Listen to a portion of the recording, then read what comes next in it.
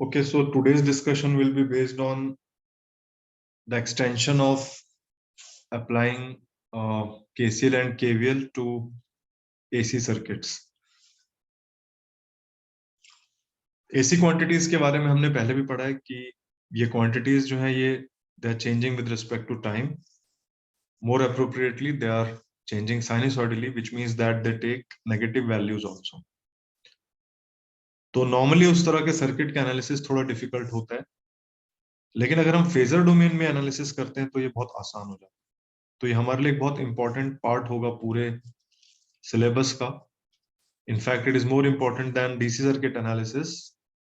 ऐसा इसलिए क्योंकि आप लोग जो पावर सिस्टम एनालिसिस पढ़ोगे या फिर मशीन्स पढ़ोगे उसमें you will be dealing more with AC quantities, और वहां पर आप हमेशा मोस्ट ऑफ द टाइम्स आप फेजर डोमेन में ही वो एनालिसिस कर रहे होगे, right? So for all kinds of courses in electrical engineering this topic will be very helpful for you.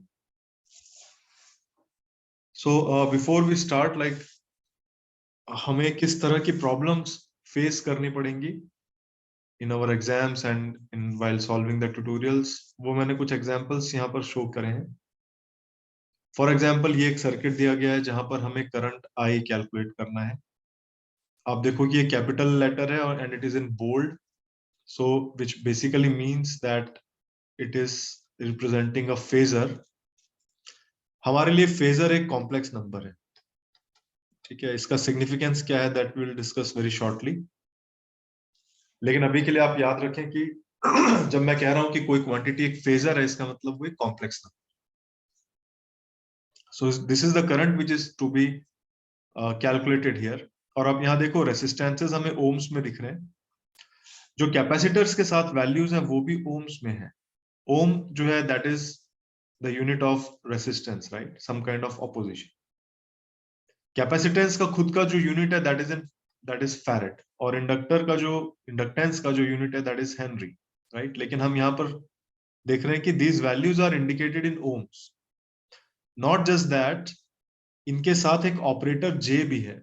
This j is root of -1, जिसको हम मैथ्स में जब पढ़ते हैं तब हम आयोटा आई कहते हैं, लेकिन इलेक्ट्रिकल इंजीनियरिंग में I is reserve for current, सो हम इसको आई से ना शो करके जे से शो करते हैं। तो अगर आपको ऐसा कोई सर्किट दिखाई देगा जहां पर इंडक्टेंसेस, कैपेसिटेंसेस, उनकी वैल्यूज जो है वो फैरेड्स या हेनरीज में ना होकर ओम्स में है, जे ऑपरेटर के साथ है, तो हम कहते हैं कि ये सर्किट एक फेजर डोमेन में है।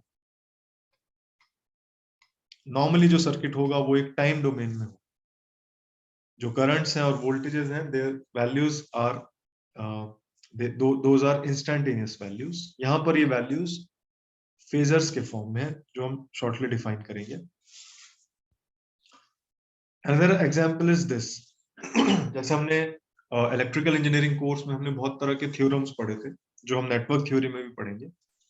And one of the very popular theorems is Thevenin's theorem, right? So इसमें हमारा एक मेजर जो डिस्कशन होगा वो होगा कि थेवेनिन्स थ्योरम को हम किस तरह से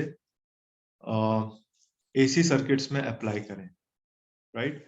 so for example a circuit is given. ये मैंने ट्यूटोरियल से ये वाला क्वेश्चन कोट किया है, this is your tutorial number 3। So these are the impedances, again complex numbers, right? और यहाँ पर हमें इसका थेवेनिन्स इक्विवेलेंट यूज करते हुए we have to find out the current through this impedance। तो इस तरह के क्वेश्चंस एग्जाम्स में आएंगे। These are the types of questions that we will be doing in tutorials। और आप लोग इसी तरह के सर्किट्स यूज करोगे पावर सिस्टम एनालिसिस में और इलेक्ट्रिक मशीन्स में। फॉर एग्जांपल, जब हम 3 फेज इंडक्शन मोटर का इक्विवेलेंट सर्किट ड्रॉ करते हैं और उसको फर्दर सिंप्लीफिकेशन करते हैं, तो हम उसका थेवेनिन्स इक्विवेलेंट यूज करते हैं, जो कि एक एसी सर्किट है वो बेसिकली, राइट? सो इसके बहुत सारे एप्लीकेशंस होंगे जो हमें कई सारे कोर्सेज में दिखाई देंगे। So this is the target. Now I will take 2 examples to analyze कि हमारे लिए फेजर एनालिसिस क्यों इंपॉर्टेंट है। ओके, सबसे पहले I will show you a simple DC circuit. हम पिछली कई क्लासेस में डीसी सर्किट्स को सॉल्व करते आ रहे हैं। एक सिंपल सा डीसी सर्किट है which has got late us से इट हैज गॉट 3 रेसिस्टेंसेस। ये एक वोल्टेज है V नॉट, ये 3 रेसिस्टेंसेस हैं R1, R2, R3। Late us से इस सर्किट में जो करंट फ्लो हो रहा है वो है I। जब हमें इस सर्किट का एनालिसिस करना है तो लेट अस से कि हमें इसमें करंट I कैलकुलेट करना है and we are required to calculate the voltages across R1, R2 and R3। तो मैं इन वोल्टेजेस को भी मार्क कर देता हूं, R1, R2, R3 के वोल्टेजेस को। I call them V1, V2 and V3। तो इसके एनालिसिस के लिए हमें बहुत सिंपल इक्विवेलेंसेस यहां पर यूज करने पड़े होंगे। फॉर एग्जांपल मैं इस सर्किट को ऐसे भी बना सकता हूं,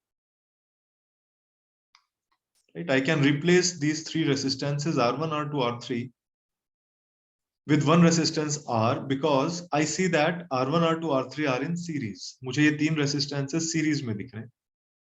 तो मैं क्या करूंगा, इनका जो सम है which is R1 plus R2 plus R3, ये सम के बराबर एक रेसिस्टेंस लूंगा R and I will say that this is N equivalent circuit, है ना। जब हमें रेसिस्टेंसेस सीरीज में दिख रहे हैं तो we can directly add them, और यहां से I can easily calculate I which will be equal to V naught by R and R is known here and that is equal to R1 plus R2 plus R3। एक बार हमें I पता लग गया तो ये वोल्टेजेस का calculation बहुत आसान है ना। V1 क्या होगा, I into R1 and I is known। So similarly I can calculate V2 and V3। बहुत सिंपल है। अब हम ऐसा सर्किट लेते हैं जहां पर quantities are changing with respect to time. Okay, so now I take example of a DC circuit, AC circuit. So I have an AC circuit here. So now the source is an alternating source। ये एक voltage है V। यहां पर जो voltage V not था that was a constant. ये वाला जो वोल्टेज है it is a function of time. यहां पर भी मैं 3 एलिमेंट्स लगा रहा हूं। I am putting one resistance, one inductance and one capacitance. ठीक है। ऑल्टरनेटिंग करंट, ऑल्टरनेटिंग वोल्टेज है, इसका मतलब ये है कि this voltage is a function of time such that it is sinusoidal in nature. तो मैंने इसको लिखा Vm sin omega t, which means that इसका जो नेचर है ये एक साइनसॉइडल नेचर है। इसकी जो पीक वैल्यू है that is equal to Vm। इसका जो एक साइकिल खत्म होने का जो टाइम है वो t है, तो ओमेगा जो है that is given by 2 pi by t। ये इसका मतलब, right? So this kind of voltage is applied to this connection of components, and as a result some current will flow here and that current will also be a function of time। Okay, अब आप देखो अगर हमें इस current की value हमसे पूछी जाए तो calculations become now very difficult, right. मैं यहां पर ऐसा नहीं कर सकता कि ये तीनों यहां पर सीरीज में है, R, L और C, they are in series. जैसे कि यहां पर R1, R2 सीरीज में थे, तो मैंने क्या किया था, R1, R2, R3 को कंबाइन करके एक रेसिस्टेंस बना दिया था R1 plus R2 plus R3। क्या मैं यहां पर कोई एक क्वांटिटी ले सकता हूं जहां पर मैं R और L और C को ऐड कर दूं? Can I do that?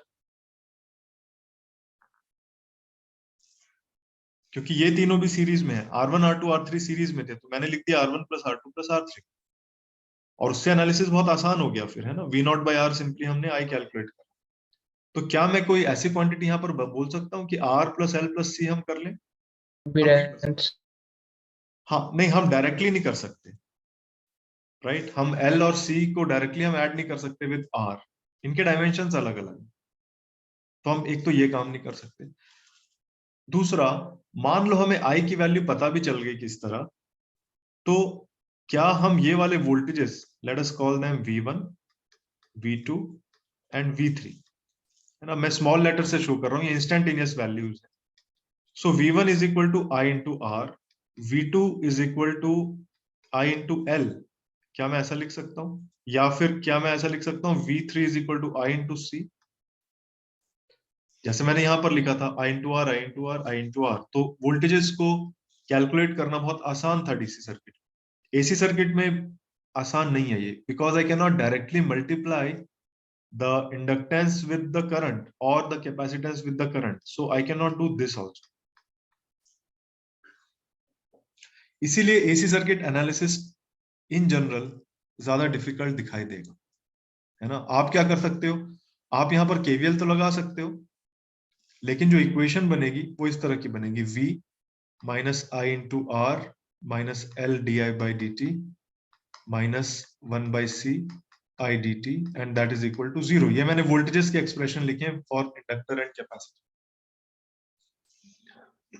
तो इस इक्वेशन को सॉल्व करना भी डिफिकल्ट है। This is an integro differential equation जहां पर डिफरेंशिएशन भी है और इंटीग्रेशन भी। तो हम क्या करते हैं, इस तरह की डिफिकल्टी को ओवरकम करने के लिए हम फेजर डोमेन की हेल्प लेते हैं, ठीक है। सो और बहुत सारे रीजंस हो सकते हैं, लेकिन हमारे लिए सर्किट एनालिसिस के पॉइंट ऑफ व्यू से जो सबसे इंपॉर्टेंट रीजन है वो ये है कि फेजर डोमेन में क्या होता है कि it allows us to analyze an AC circuit just like a DC circuit.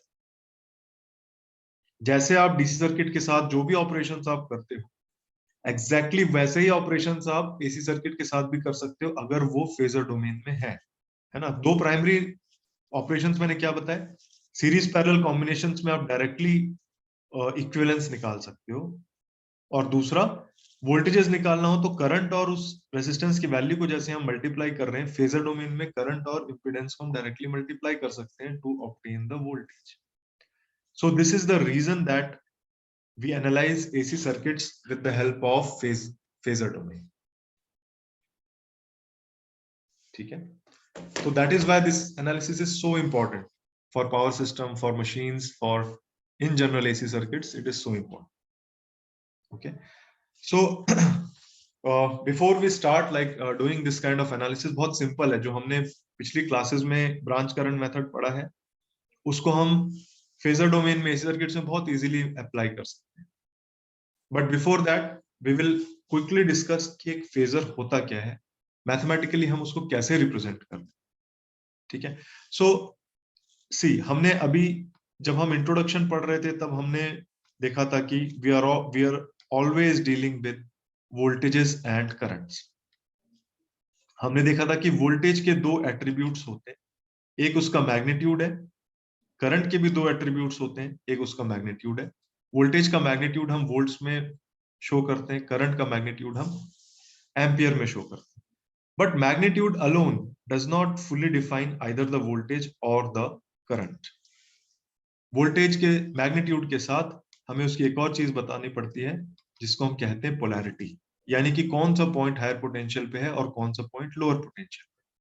Similarly current को जब हम बताते हैं तो magnitude alone is not sufficient, we have also we have to specify the direction of the current, यानी कि current किस direction में फ्लो हो रहा है। ओके, सो वोल्टेज की पोलैरिटी और करंट की डायरेक्शन के बेसिस पर हम वोल्टेजेस और करंट्स को दो तरह से क्लासिफाई करते हैं। अगर direction does not change with respect to time, current की डायरेक्शन जो है it is not changing with respect to time, तो ऐसे करंट को हम कहते हैं डायरेक्ट करंट डीसी। और अगर करंट की direction changes periodically with respect to time, तब हम कहते हैं ऐसे करंट को ऑल्टरनेटिंग करंट एसी, है ना। सो अगर हमारे पास एक केस ये है जब ये एक डिवाइस है जिसके टर्मिनल्स हैं ए और बी और एक करंट फ्लो हो रहा है ए से B, whatever may be the magnitude, लेकिन इसकी डायरेक्शन कभी चेंज नहीं होती, तो हम कहते हैं कि ये डायरेक्ट करंट है। अगर ये करंट इस तरह का है कि कुछ देर के लिए करंट ए से बी की तरफ फ्लो हो रहा है और कुछ देर के लिए करंट बी से ए की तरफ फ्लो हो रहा है और फिर से करंट ए से बी की तरफ जा रहा है और ये प्रोसेस बार बार रिपीट हो रही, राइट। तो पीरियोडिकली अगर करंट अपनी डायरेक्शन चेंज करता है तो ऐसे करंट को हम कहते हैं ऑल्टरनेटिंग करंट। तो करंट की डायरेक्शन को स्पेसिफाई करने के लिए हम पॉजिटिव और नेगेटिव वैल्यूज यूज करते हैं। फॉर एग्जांपल ए से बी करंट को अगर मैं कह रहा हूं कि दिस करंट इज पॉजिटिव, तो जब बी से ए फ्लो होगा तो मैं कह दूंगा कि करंट हो गया है negative, right. Although current flow of charge is a physical quantity, negative का वैसे कोई सेंस नहीं बनता, लेकिन उसका सेंस तब बनता है जब हम डायरेक्शन को भी स्पेसिफाई कर दें। ठीक है। तो डीसी जो होता है वो कई तरह का हो सकता है, क्योंकि हमारा कंसर्न सिर्फ डायरेक्शन से है, लेकिन ऐसा डीसी जिसका ना डायरेक्शन चेंज हो ना मैग्नीट्यूड चेंज हो, है ना। With respect to time this current is neither changing its direction, यानी कि वैल्यू हमेशा पॉजिटिव है या हमेशा नेगेटिव, तो हम कहेंगे कि ये एक प्योर डीसी है, क्योंकि इसका मैग्नीट्यूड भी चेंज नहीं होता। ऑल्टरनेटिंग करंट कई तरह के हो सकते हैं। फॉर एग्जाम्पल एक स्क्वायर वेव है, ये भी ऑल्टरनेटिंग है ना। कुछ देर के लिए 5 एम्पियर है, कुछ देर के लिए -5 एम्पियर, बार बार डायरेक्शन चेंज हो रही है, मैग्नीट्यूड सेम है 5 एम्पियर का, तो ये ऑल्टरनेटिंग है। लेकिन जब अगर वो साइनोसॉइडल होता है तब हम कहते हैं प्योर एसी, क्योंकि यहाँ पर कोई एब्रप्ट चेंजेस नहीं है, ये स्मूथ वेव फॉर्म है। ठीक है। तो कुछ देर के लिए वैल्यूज पॉजिटिव है, यानी करंट की वैल्यू करंट की डायरेक्शन ए से बी की तरफ है, पर उसका मैग्नीट्यूड चेंज हो रहा है। कुछ देर के लिए वैल्यूज नेगेटिव है, यानी करंट की डायरेक्शन बी से ए की तरफ है, और लेकिन उसके मैग्नीट्यूड उस डायरेक्शन में भी चेंज हो रहे हैं। तो अगर साइनोसॉइडल है तो हम कहते हैं प्योर एसी है। और अगर मैग्नीट्यूड चेंज नहीं होता है विद रिस्पेक्ट टू टाइम, ना डायरेक्शन चेंज होती है, तो हम कहते हैं प्योर डीसी है। तो इलेक्ट्रिकल इंजीनियरिंग में जब हम एसी की बात करते हैं तो normally we refer to a sinusoidal signal. ठीक है। ऑल्दो एक स्क्वायर वेव फॉर्म को भी हम एसी कहते हैं, एक ट्रायंगुलर वेव फॉर्म है, ये भी एसी है, क्योंकि इसमें both positive and negative halves are there. ऐसे बहुत सारी वेव फॉर्म्स हो सकती हैं। इसी तरह से वोल्टेज की पोलैरिटी अगर चेंज ना हो समय के साथ, तो हम कहते हैं कि ऐसा वोल्टेज एक डीसी वोल्टेज है। और अगर वोल्टेज की पोलैरिटी पीरियोडिकली चेंज हो रही है, तो हम कहते हैं कि ऐसा वोल्टेज एसी वोल्टेज है। ओके। तो वंस अगेन वेवफॉर्म्स इसी तरह की बनेगी। अब यहाँ पॉजिटिव और नेगेटिव साइन का मीनिंग क्या हो गया? अगर पोलैरिटी इस तरह की है कि A is at higher potential with respect to B, तो मान लो हम कह रहे हैं कि वोल्टेज पॉजिटिव है, तो जब ये पोलैरिटी रिवर्स होगी, यानी कि B की पोलैरिटी A से ज्यादा होगा, B का पोटेंशियल A से ज्यादा होगा, B is at higher potential with respect to B, तब हम कहेंगे कि वोल्टेज नेगेटिव हो गया। यानी प्योर एसी वोल्टेज इस तरह का दिखेगा। तो जितनी देर के लिए ये वैल्यूज पॉजिटिव हैं, इसका मतलब क्या है? A is at higher potential with respect to B, magnitude change हो रहे हैं। और जितनी देर के लिए ये वैल्यूज नेगेटिव हैं, इसका मतलब ये है कि पोलैरिटी रिवर्स हो गई है। Now B is at higher potential with respect to A, and once again the values are changing in the same polarity. ठीक है। तो ये क्वांटिटीज को हम कहते हैं AC quantities, and that is why this sinusoidal function is important. Okay. So ये function जो है, ये फंक्शन ऑफ टाइम है, और यहीं से हमारे लिए सारी प्रॉब्लम आती है।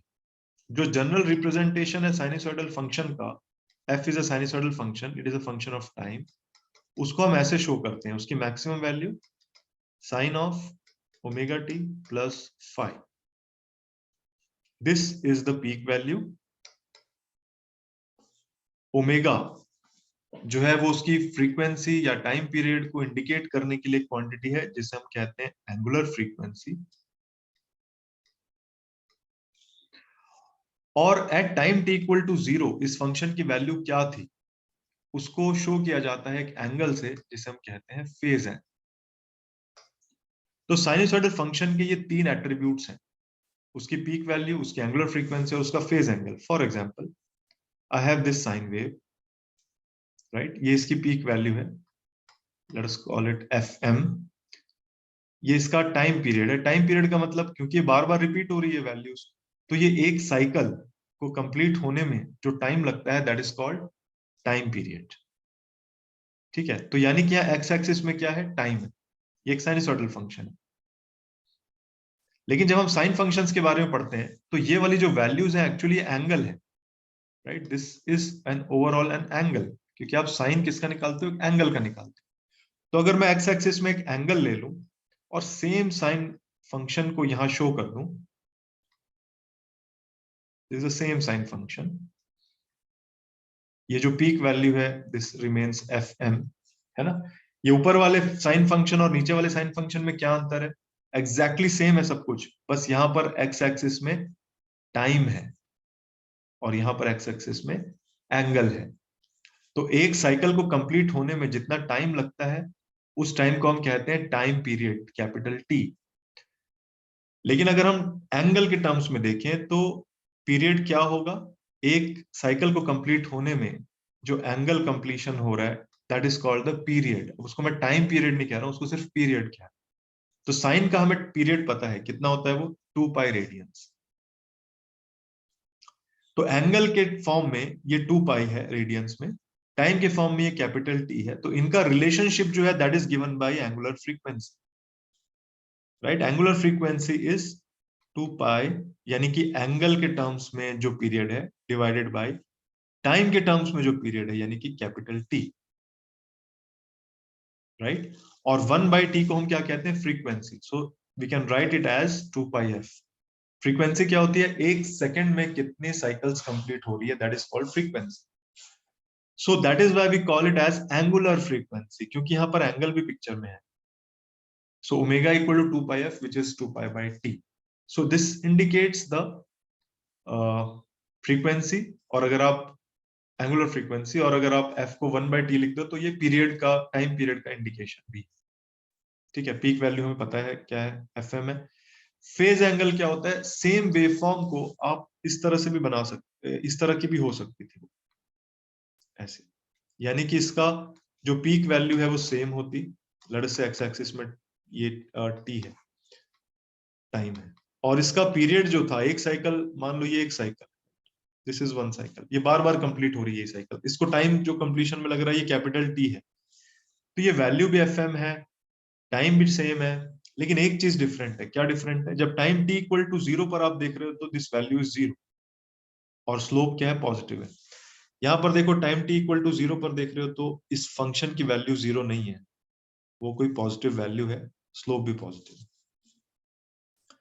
तो इस चीज को इंडिकेट करने के लिए हम एक और पैरामीटर यूज करते हैं जिसको हम कहते हैं phase angle.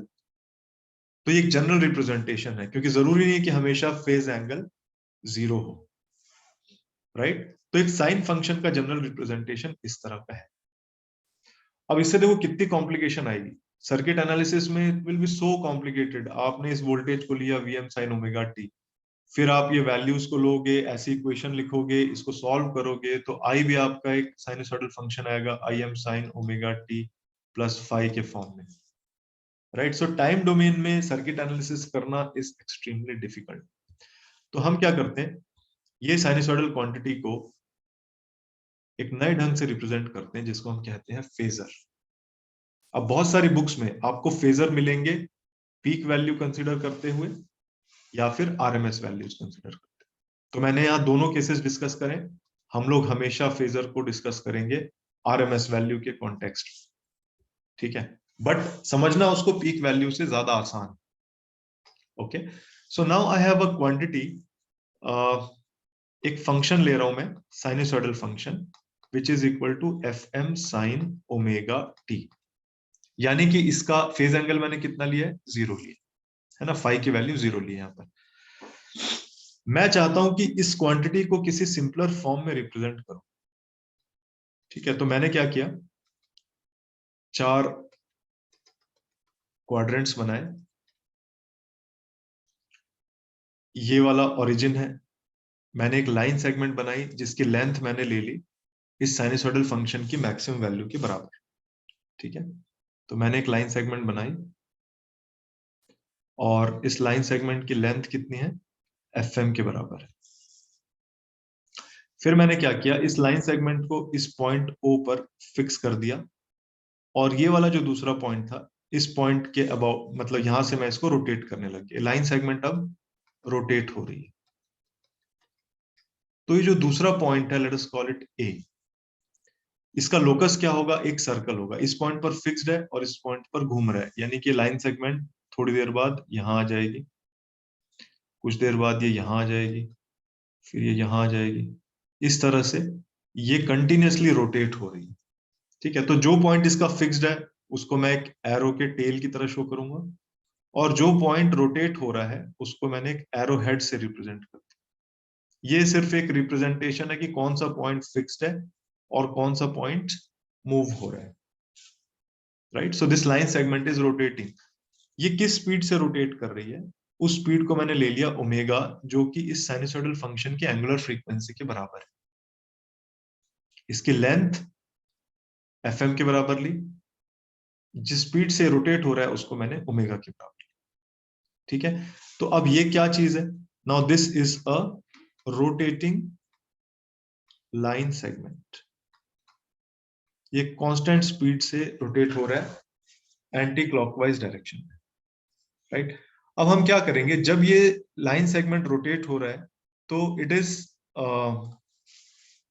The angle with positive x axis is continuously changing. ये पॉजिटिव एक्स एक्सिस है, ये एंगल थीटा 1 है, लेट अस से this angle is theta 2, 90 degrees है, ये एंगल थीटा 3 है, ये एंगल थीटा 4 है, तो this angle is continuously changing.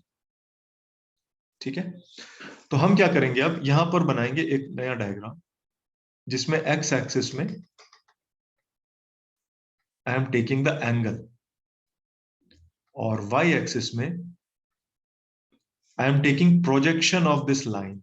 हमने इंजीनियरिंग ड्राइंग में पढ़ा है, अगर हमारे पास एक लाइन है L1 और एक ये लाइन है L2, तो हम प्रोजेक्शन कैसे बनाते हैं, L1 का L2 पे, इस पॉइंट से एक परपेंडिकुलर डालते हैं, इस पॉइंट से एक परपेंडिकुलर डालते हैं, और ये जो दो नए पॉइंट्स हैं, let's say this is A, this is B, तो इसको हम कहते हैं A डैश, इसको हम कहते हैं B डैश, और इसको A डैश B डैश को हम जब जोड़ देते हैं दिस लाइन सेगमेंट, इसको हम कहते हैं projection of L1 on L2,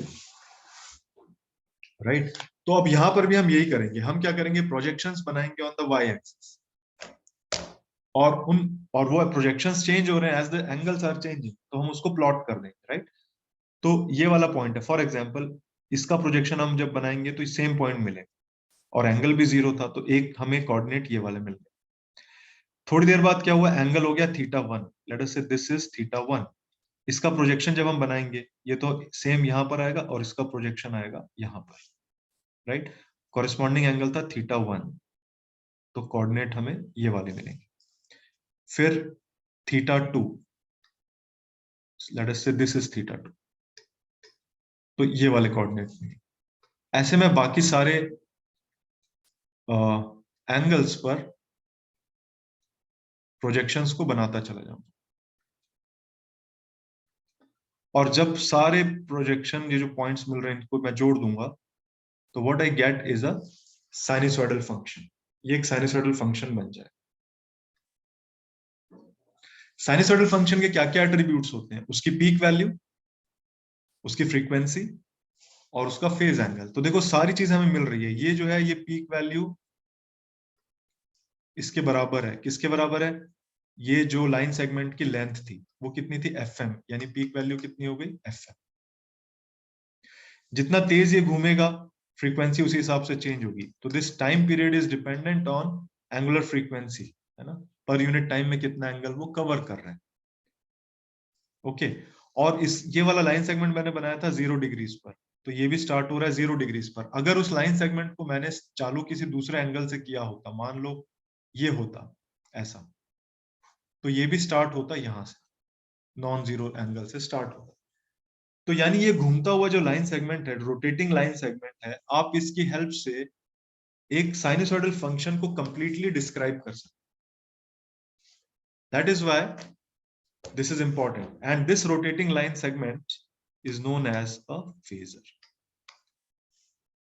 तो फेजर क्या चीज है, phasor is the representation of a sinusoidal function in which we use a rotating line segment to describe all the characteristics of a sinusoidal function, its peak value, its angular frequency and its phase angle,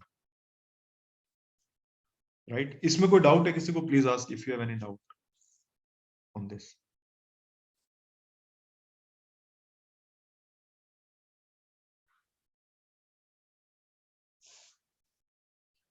ठीक है, तो अब ये rotating line segment का जो concept है ये है तो बड़ा इंटरेस्टिंग, लेकिन इसको भी बार बार बनाना हमारे लिए आसान नहीं है.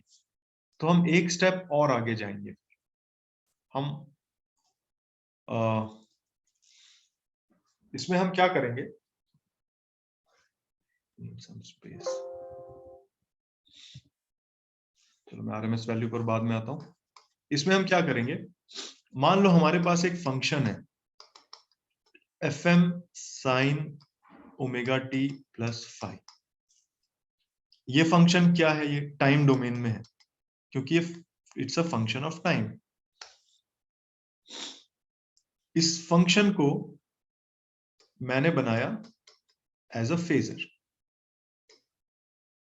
कैसे बनाया मैंने चार क्वाड्रेंट्स बनाए.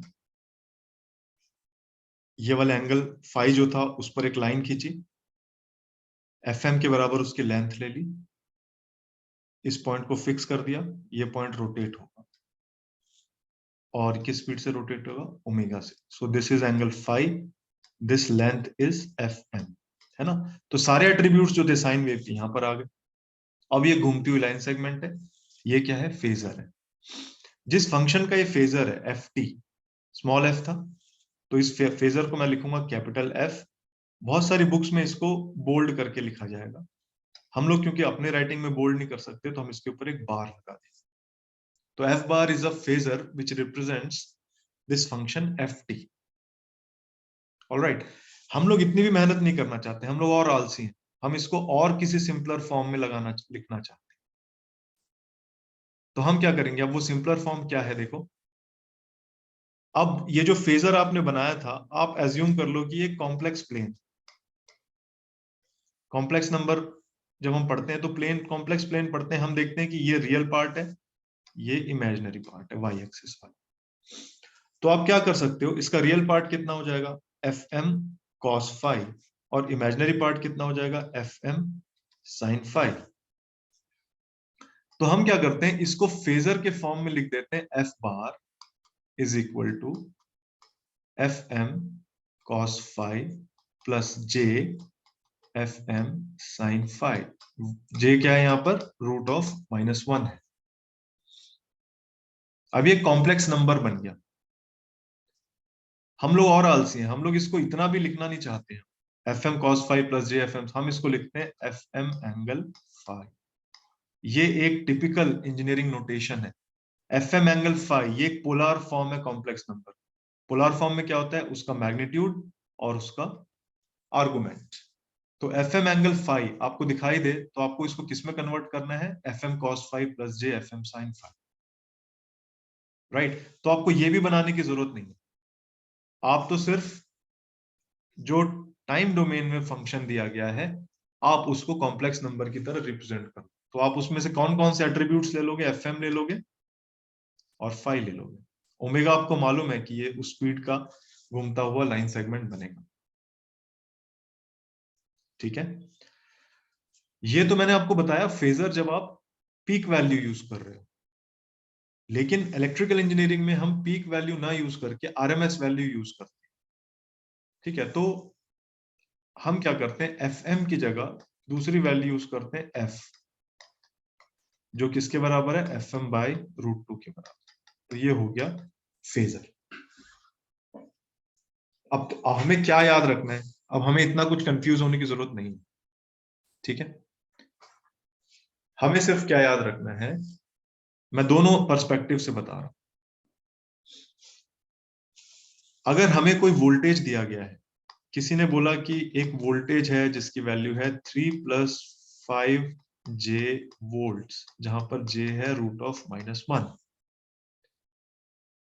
तो आप इस वोल्टेज को समझना हमारा काम है एज एन इलेक्ट्रिकल इंजीनियर. देखो, वोल्टेज एक फिजिकल क्वांटिटी है. कोई भी फिजिकल क्वांटिटी हमेशा रियल होगी, है ना. मेरा वेट है, फॉर एग्जांपल लेट अस से आई वे 85 kgs.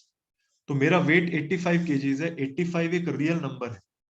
अगर मैं आपसे कहूं कि मेरा वेट जो है वो 85 प्लस 20 जे केजीज है, तो उसका कोई मतलब नहीं है ना, क्योंकि जे जो है कॉम्प्लेक्स पार्ट है, वो 25 जे जो है कॉम्प्लेक्स नंबर है। आप एक रियल फिजिकल थिंग को कॉम्प्लेक्स नंबर से रिप्रेजेंट नहीं कर सकते। वैसे वोल्टेज भी एक रियल थिंग है, आप उसको एक कॉम्प्लेक्स नंबर से वैसे तो नहीं रिप्रेजेंट कर सकते, लेकिन एज इलेक्ट्रिकल इंजीनियर हमें समझना पड़ेगा कि ये क्या है। तो हम क्या करेंगे, हमें जब कोई वोल्टेज दिखाई देगा कॉम्प्लेक्स फॉर्म में, तो हम क्या करेंगे, एक कॉम्प्लेक्स प्लेन बनाएंगे। उसका रियल पार्ट है 3, 1 2 3। इसका इमेजिनरी पार्ट है 5, 1 2 3 4 5। तो ये कॉम्प्लेक्स नंबर बन गया ऐसा। इसको मैंने कर दिया फिक्स, ये हो गया रोटेटिंग पार्ट। तो ये है वोल्टेज फेजर, और हमें मालूम है कि ये घूमती हुई लाइन सेगमेंट एक साइन फंक्शन बना। ठीक है, अब हमें एक और चीज याद रखनी है, इसका जो मैग्नीट्यूड होगा आप कैसे निकालोगे, √3² + 5²। राइट, लेट अस से ये 4 है, मेरे लिए कैलकुलेशन आसान हो जाएगी। सो दिस इज 5 यूनिट्स। यूनिट क्या होगा, वोल्ट्स। तो ये जो 5 वोल्ट्स लेंथ आ रही है इसकी, ये इसकी पीक वैल्यू नहीं है, ये क्या है उसकी RMS value. This is the RMS value. ठीक है, तो अगर मुझे एंगल भी पता लग जाए तो मैं इसको कैसे रिप्रेजेंट कर सकता हूँ, V bar is equal to 5 angle, let us say that angle is कुछ आता होगा वो 51 डिग्रीज व्हाटएवर। तो जब आपको कोई वोल्टेज दिखे 5 एंगल 51 डिग्रीज, तो आपको इसको क्या समझना है, आपको ये समझना है कि टाइम डोमेन में ये वोल्टेज कितना होगा, VT equal to Vm sin omega t plus 5। Vm मतलब पीक वैल्यू, आरएमएस वैल्यू अगर 5 है तो पीक वैल्यू क्या होगी, 5√2 sine of omega t plus 5 की जगह क्या लिखेंगे अपन, 51 डिग्री। तो this is how you can convert this complex number to a time domain, जो कि एक साइनसॉइडल फंक्शन को शो कर रहा है। तो जो मैंने शुरू शुरू में आपको क्वेश्चंस दिखाए थे, सी 5 एंगल 0 वोल्ट्स, टाइम के टर्म्स में ये क्या होगा, 50 है, ये कौन सी वैल्यू है उसकी, आरएमएस वैल्यू है। तो पीक वैल्यू क्या होगी इसकी, 50 into √2 sine of omega t plus 5 की वैल्यू कितनी लेनी है, 0 डिग्री। तो as a function of time इस वोल्टेज को आप कैसे लिखोगे, 50 angle √2 sine omega t plus 0 degree. देखो यहां पर 20 एंगल 0, ये हमारे लिए रेफरेंस है। मान लो आपने ये करंट कैलकुलेट करना था, तो ये भी एक फेजर होगा।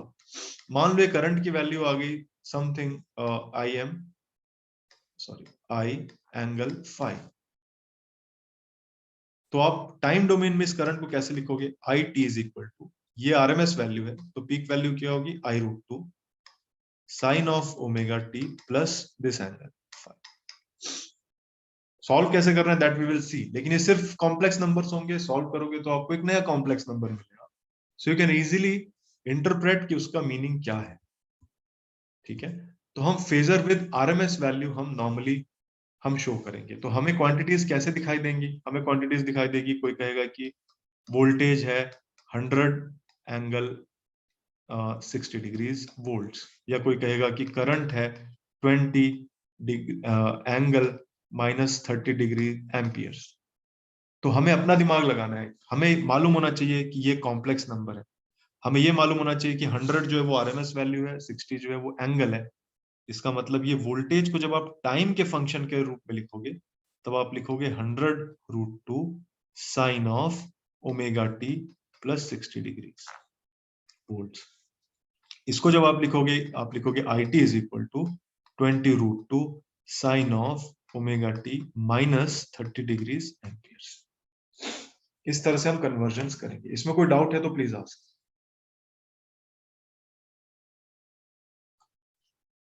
साहिल, आपको कोई डाउट है इसमें, Sahil Kashyap, are you there, Yes, sir. या do you have any doubt, No, sir. Siddharth, Siddharth Asthana, are you there. We don't know. Aniket?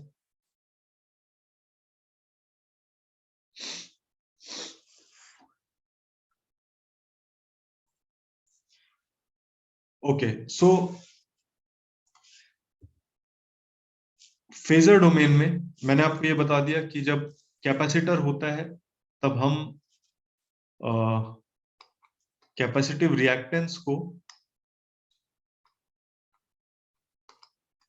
Multiply करते हैं -j से, और इंडक्टर के केस में हम क्या करते हैं, इंडक्टिव रिएक्टेंस को मल्टीप्लाई करते हैं j से। ठीक है, तो हम किसी, और resistance remains as it is. तो जब हमें कोई सर्किट टाइम डोमेन से फेजर डोमेन में कन्वर्ट करना है तो हम कैसे कन्वर्ट करेंगे?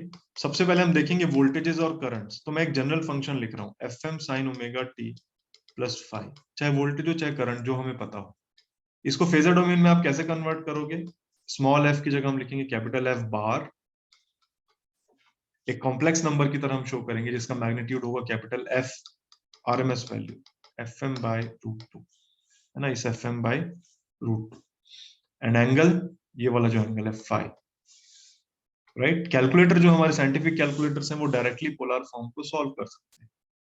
अगर आप नॉर्मली लिखना चाहोगे रेक्टेंगुलर फॉर्म में, तो you'll write f cos phi plus f sin phi, जिसके साथ होगा j, this j is root of -1।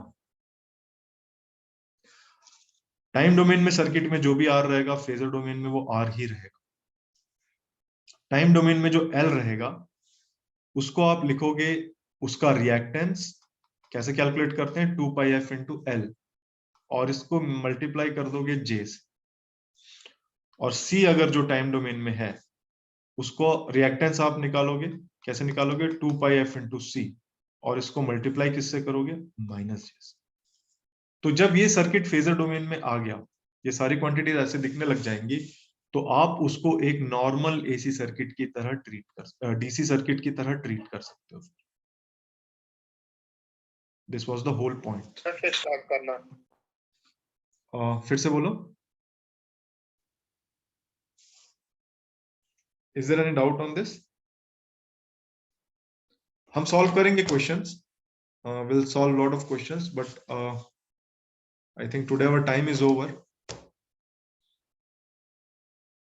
लेकिन फेजर कन्वर्जन में अगर कोई डाउट हो तो प्लीज आस्क। मैं आपसे कुछ solve numericals, I will share some video with using solve numericals, okay.